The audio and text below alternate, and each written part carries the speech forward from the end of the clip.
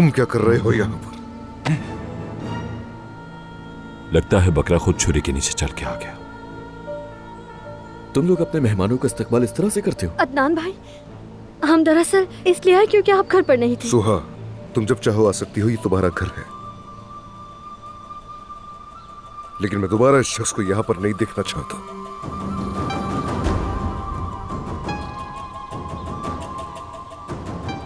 अब्बास, समात में क्या हुआ तुमने बताया भी नहीं हमें। समात में कुछ नहीं हुआ।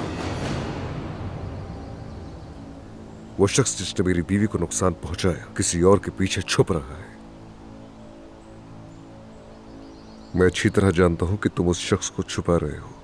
अगर जरूरत पड़ी तो मैं तुम्हारा एतराफ जबरदस्ती लूंगा और मैं साबित करूंगा कि ये तुमने किया। ये जल्द होगा। कितनी दफा पूछोगे?